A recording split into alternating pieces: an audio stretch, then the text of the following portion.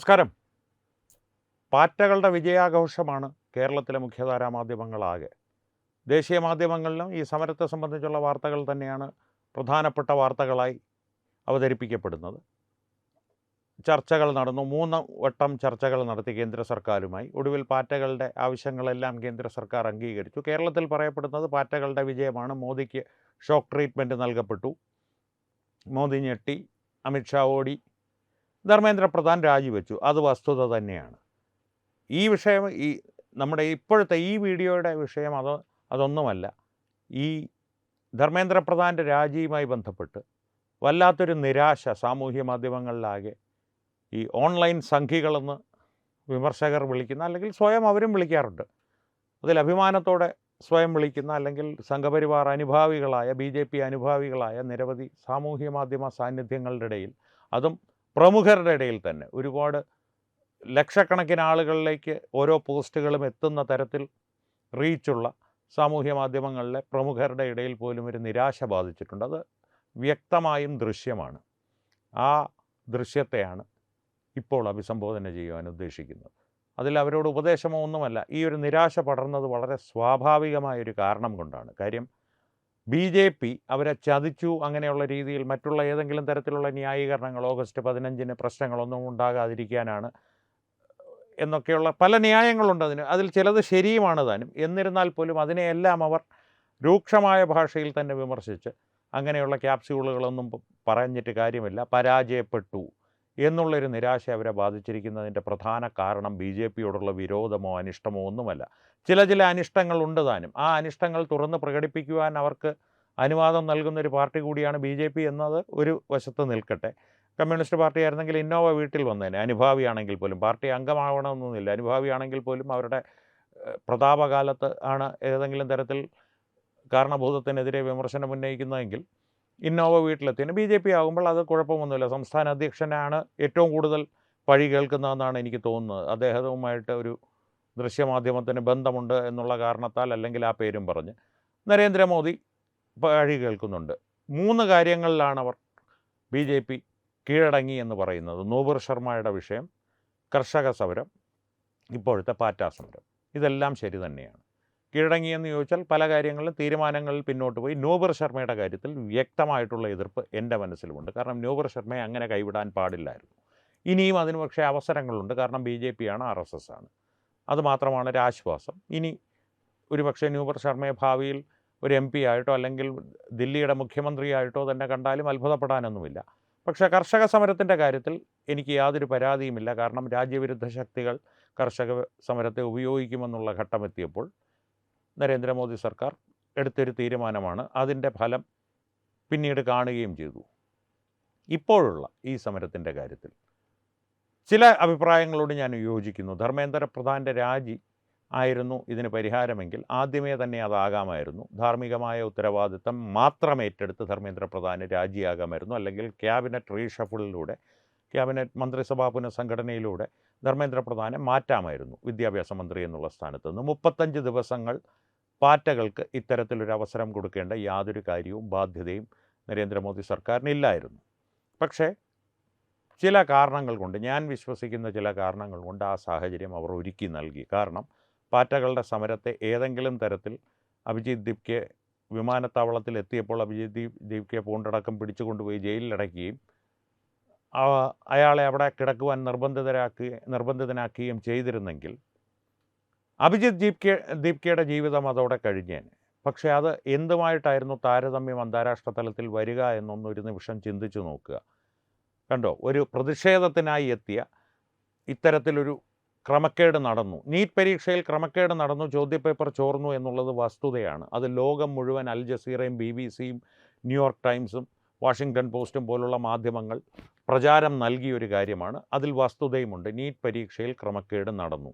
ആ ക്രമക്കേടിൻ്റെ പേരിൽ വിദ്യാഭ്യാസ മന്ത്രി അതിൻ്റെ ഉത്തരവാദിത്തം ഏറ്റെടുത്ത് രാജിവെക്കണമെന്നാവശ്യപ്പെട്ട് ഭാരതത്തോടുള്ള സ്നേഹം കൊണ്ട് അമേരിക്കയിൽ നിന്ന് മടങ്ങിയെത്തിയൊരു ചെറുപ്പക്കാരനെ പ്രതിഷേധത്തിനുള്ള എല്ലാ അവസരങ്ങളും നിഷേധിച്ച് ജയിലിൽ അടച്ചിരിക്കുന്നു.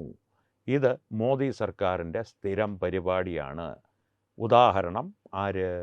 ഉമർ ഖാലിദ്, ഷാർജിൽ ഇമാം. ആ രീതിയിലേക്ക് കാര്യങ്ങൾ കൊണ്ടുപോയേനെ. മോദി സർക്കാർ അതിനെ മറയായി പ്രതിഷേധത്തിന് സാഹചര്യം അനുവദിച്ചു. സോനം വാങ്ചുക് ഇതിലേക്ക് കുതിച്ചു.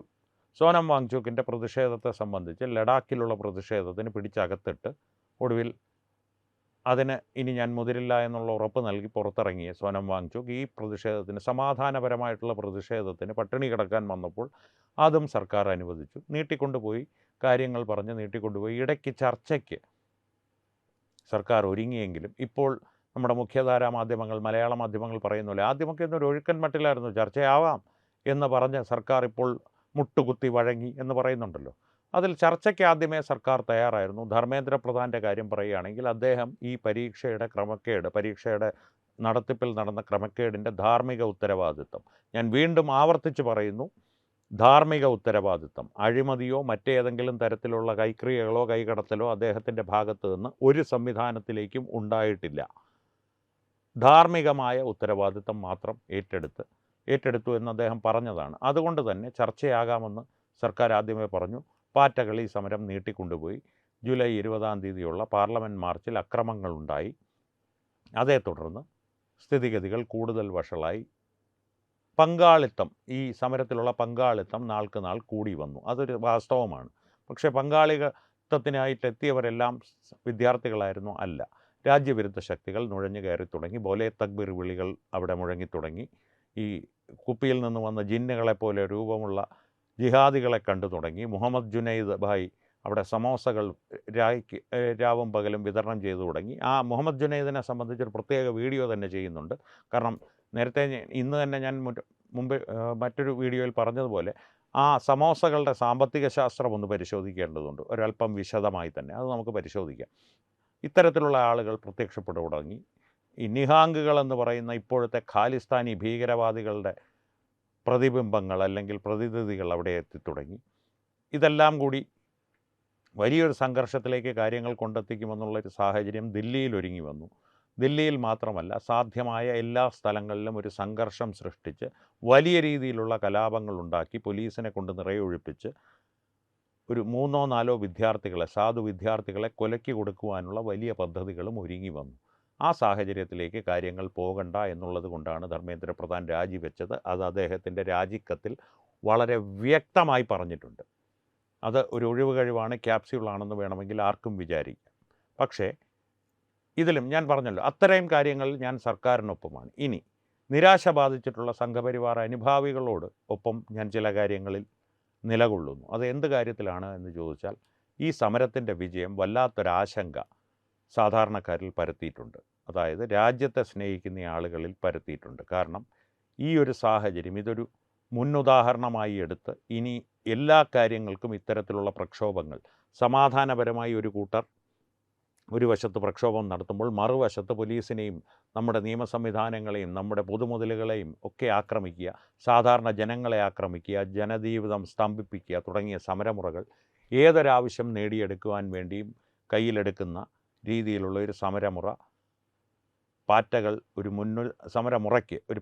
ഒരു മുന്നുദാഹരണം ഒരുക്കി കൊടുത്തോ എന്നുള്ളൊരു ഭയം. അതായത് പാറ്റകളുടെ കരൾച്ച, പാറ്റകൾ ഭാരതത്തെ കരളുമോ എന്നുള്ള ആശങ്ക. ഇതിനെ മുതലെടുക്കാൻ പപ്പുമോനെ പോലുള്ളവർ തയ്യാറായി നിൽപ്പുണ്ട്. അതിൻ്റെ പേരിലുള്ള ആശങ്ക മറ്റൊരിടത്ത്.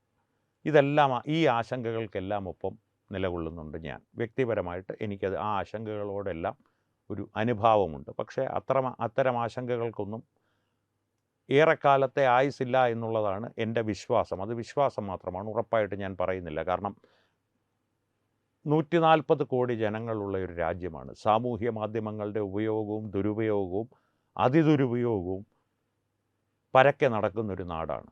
സാമൂഹ്യ മാധ്യമങ്ങളിലൂടെ ബേക്കറി ലഹള കേരളത്തിൽ സംഘടിപ്പിച്ച് അതിൻ്റെ അടുത്ത ഘട്ടമായിട്ടുള്ള പാറ്റകളുടെ സമരം സംഘടിപ്പിച്ച് അതിൻ്റെ ഓരോ ഘട്ടങ്ങളും ഈ സംഘടനാപരമായി അവർ വിജയിച്ച് വരികയാണ്. ഇതിനെ നേരിടുന്നതിൽ കേന്ദ്ര സർക്കാരിൻ്റെ കേന്ദ്ര ഏജൻസികൾ, നിയമ സംവിധാനങ്ങളും അവരുടെ ഭാഗത്ത് നിന്ന് ചില പാളിച്ചകൾ വരുത്തിയിട്ടുണ്ട്, ചില വീഴ്ചകൾ വരുത്തിയിട്ടുണ്ട്. ആ വീഴ്ചകൾ ഇനിയും തുടർന്നാൽ ഇത്തരത്തിലുള്ള സമരങ്ങളും സമരാഭാസങ്ങളും സമ്മർദ്ദങ്ങളും തുടർന്നു കൊണ്ടേയിരിക്കും. അത് ആർട്ടിക്കിൾ 370 വേണ്ടിയിട്ടാണെങ്കിലും ഉമർ ഖാലിദിന് വേണ്ടിയിട്ടാണെങ്കിലും ഷാർജൽ ഇമാമിന് വേണ്ടിയിട്ടാണെങ്കിലും അത്തരത്തിലുള്ള ജിഹാദികൾക്ക് വേണ്ടിയിട്ടുള്ള സമരം, അതിലേക്ക് ജനപങ്കാളിത്തം വരുമോ ഇല്ലയോ എന്നുള്ളതാണ് അടുത്ത ചോദ്യം. ജനപങ്കാളിത്തം സ്വാഭാവികമായി ഉണ്ടാകുന്നതും അസ്വാഭാവികമായി കൃത്രിമമായി സൃഷ്ടിക്കപ്പെടുന്നതും രണ്ടും രണ്ടാണ്. അത്തരത്തിലുള്ള സമരമുറകൾ ഒരുപക്ഷെ പലരും ഇനി പരീക്ഷിച്ചെന്ന് വരും. അതിനെയൊക്കെ കേന്ദ്ര സർക്കാർ എങ്ങനെ നേരിടുമെന്നുള്ളത് ഓരോ സമരത്തിനടിസ്ഥാനത്തിലേ സാധിക്കുകയുള്ളൂ. നമുക്ക് പ്രവചിക്കുവാൻ സാധിക്കില്ല. ഇഷ്യൂ ബേസ്ഡ് ഡീലിങ്സ് ആണതിൽ. അതുകൊണ്ട് തന്നെ പറയുന്നു, ഈ പ്രമുഖരായാണെങ്കിലും പ്രമുഖരല്ലാത്തവരാണെങ്കിലും സാമൂഹ്യ മാധ്യമങ്ങളിൽ നിങ്ങളുടെ നിരാശ സാധൂകരിക്കത്തക്ക നിരാശയാണ്. അതിന് നിങ്ങൾക്ക് നിങ്ങളുടെ വികാരങ്ങളുടെ പിന്തുണയുണ്ട്, അല്ലെങ്കിൽ ഒരു വികാരങ്ങളുടെ ഒരു അടിസ്ഥാനമുണ്ട്. പക്ഷേ ചില ചോദ്യങ്ങൾ നിങ്ങളോട് ചോദിച്ചേ മതിയാവുകയുള്ളൂ. സാമൂഹ്യ മാധ്യമങ്ങളിൽ കൃത്യമായിട്ട് BJPക്ക് പിന്തുണ നൽകുന്നു, RSSന് പിന്തുണ നൽകുന്നു, ഇതെല്ലാം ശരിയാണ്. നിങ്ങളുടെ ഭാഗത്ത് നിന്ന് BJPക്ക് കേരളത്തിൽ നിന്നൊരു 15 MPമാരെ സൃഷ്ടിച്ചു കൊടുക്കുവാനുള്ള എന്ത് നടപടികൾ കൃത്യമായി ഗ്രൗണ്ട് ലെവലിലുണ്ടായി? ഞാൻ തിരഞ്ഞെടുപ്പ് പ്രവർത്തനത്തിൽ ബൂത്ത് ഏജൻ്റായി പ്രവർത്തിച്ചിട്ടുണ്ട് എന്നുള്ളതൊന്നും അതിനൊരു മറുപടിയല്ല. കൃത്യമായിട്ട് സംഘടിതമായിട്ട് ഇസ്ലാമിസ്റ്റുകൾ പ്രവർത്തിക്കുന്നത് പോലെ നിങ്ങളുടെ ചുറ്റുമുള്ള ഒരു 10 പേരെ സ്വാധീനിച്ച് ഒരു സംഘമുണ്ടാക്കി, ആ 10 പേർ മറ്റൊരു 10 പേരെ സ്വാധീനിച്ചൊരു സംഘമുണ്ടാക്കി എന്ത് കാര്യമായാലും ഇസ്ലാമിസ്റ്റുകളുടെ രീതിയിൽ തിരഞ്ഞെടുപ്പ് അടുക്കുന്ന സമയത്ത് എനിക്കിഷ്ടമുള്ള തിരഞ്ഞെടുപ്പ് സ്ഥാനാർത്ഥിക്കല്ല, എനിക്കിഷ്ടമുള്ള ചിഹ്നത്തിലായിരിക്കും ഞാൻ വോട്ട് കുത്തുന്നത്. അല്ലാതെ മുരളീധരന് പകരം കെ സുരേന്ദ്രനായിരുന്നെങ്കിൽ തകർത്തേനെ, അല്ലെങ്കിൽ കെ സുരേന്ദ്രൻ രണ്ടിടത്ത് മത്സരിക്കാൻ പാടില്ലായിരുന്നു, ഹെലികോപ്റ്ററിൽ പോകണ്ടായിരുന്നു തുടങ്ങിയ നിങ്ങളുടെ വ്യക്തിപരമായ അനിഷ്ടങ്ങൾ യാതൊരു തരത്തിലും തിരഞ്ഞെടുപ്പിനെ സ്വാധീനിക്കാതെ ചിഹ്നം മാത്രം നോക്കി നിങ്ങൾ വോട്ട് ചെയ്യുന്നൊരു സാഹചര്യം ഉണ്ടായിട്ടുണ്ടോ? ആത്മാർത്ഥമായിട്ട് എനിക്ക് നിങ്ങൾ മറുപടി തരേണ്ട, ആത്മാർത്ഥമായിട്ട് സ്വന്തം നെഞ്ചിൽ കൈവച്ച് സ്വയം ചോദിച്ചു നോക്കൂ. അങ്ങനൊരു സാഹചര്യം നിങ്ങൾ ഒരുക്കിയിട്ടില്ലെങ്കിൽ, നിങ്ങൾ തന്നെ അതിന് തയ്യാറായിട്ടില്ലെങ്കിൽ, ഇത്തരത്തിലുള്ള നിരാശാബാധിതരായി BJPയെ പഴിക്കുവാൻ നിങ്ങൾക്ക് അർഹതയുണ്ടെന്ന് ഞാൻ കരുതുന്നില്ല.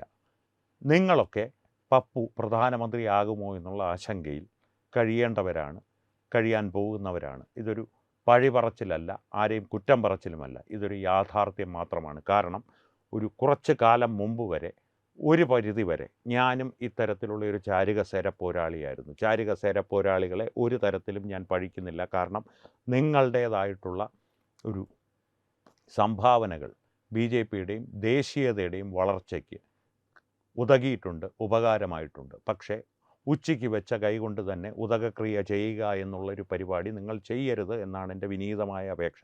വിമർശിച്ചുകൊള്ളൂ, പക്ഷേ നിരാശയിലാണ്ട് നിങ്ങൾ മറ്റൊരു മാർഗത്തിലേക്ക് തിരിഞ്ഞു പോകരുത്. കാരണം അതിൻ്റെ ഇടയിൽ തീവ്രദേശീയവാദികളെന്നുള്ള വ്യാജേന പലരും നുഴഞ്ഞു കയറി കുത്തിത്തിരിപ്പുകൾ ഉണ്ടാക്കുവാൻ സാധ്യതയുണ്ട്. പ്രത്യേകിച്ച് സാമൂഹ്യ മാധ്യമങ്ങളിൽ ഒരുപാട് പേരിലേക്ക് അഭിപ്രായങ്ങൾ എത്തുവാൻ തക്ക റീച്ചുള്ള പ്രമുഖർ ഇത്തരത്തിൽ നിരാശാബാധിതരായി വിമർശിച്ചുകൊണ്ട്, തീക്ഷ്ണമായ ഭാഷയിൽ വിമർശിച്ചുകൊണ്ട് തുടരെ പോസ്റ്റുകൾ ഇടുമ്പോൾ അവരുടെ അഭിപ്രായങ്ങളെ ഒരു ചട്ടുകമാക്കി ഇത്തരത്തിലുള്ള ദേശീയ വിരുദ്ധ ശക്തികൾ സാധാരണക്കാരുടെ ഇടയിൽ ഒരു ആശയക്കുഴപ്പവും ചിന്താകുഴപ്പവും സൃഷ്ടിക്കുവാൻ ശ്രമിക്കുക തന്നെ ചെയ്യും. 10 പേരിലേക്ക് അത്തരത്തിലുള്ള ശ്രമങ്ങൾ എത്തുമ്പോൾ അതിൽ 5 പേർ ചിന്താകുഴപ്പത്തിൽ പെട്ടുപോയാൽ അത് തിരിച്ചടിക്കുക നമ്മുടെ ദേശീയത എന്ന വികാരത്തെയാണ്.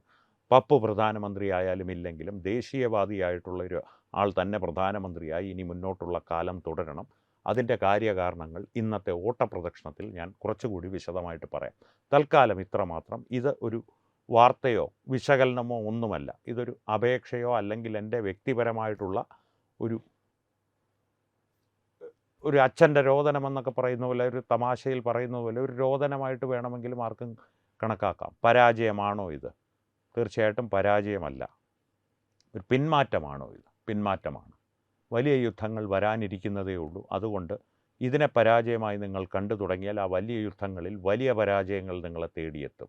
നമ്മുടെ നാടിനെ തേടിയെത്തും, നമ്മുടെ രാഷ്ട്രത്തെ തേടിയെത്തും, എൻ്റെയും നിങ്ങളുടെയും പൈതൃകത്തെയും സംസ്കാരത്തെയും തേടിയെത്തും. അതിനാൽ കരുതിയിരിക്കുക, ജാഗ്രതയോടെ ഇരിക്കുക, വിമർശിച്ചോളൂ. പക്ഷേ വിഷം തുപ്പുന്ന രീതിയിലേക്കുള്ള ഒരു ജന്തുക്കൾക്ക്, അല്ലെങ്കിൽ വിഷം തുപ്പുവാൻ ഒരുങ്ങി നിൽക്കുന്ന ജന്തുക്കൾക്ക് ആയുധമാകുന്ന തരത്തിലുള്ള വിമർശനങ്ങൾ ദയവ് ചെയ്ത് ഒഴിവാക്കുക. ഇതൊരു അഭ്യർത്ഥനയാണ്, ആവശ്യമൊന്നുമല്ല.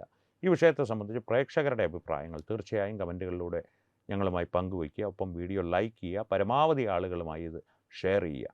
ഏറ്റവും പ്രധാനപ്പെട്ട കാര്യം, തത്വമയി ന്യൂസിൻ്റെ യൂട്യൂബ് ചാനൽ നിങ്ങൾ ഇതുവരെ സബ്സ്ക്രൈബ് ചെയ്തിട്ടില്ലെങ്കിൽ തീർച്ചയായും സബ്സ്ക്രൈബ് ചെയ്യുക.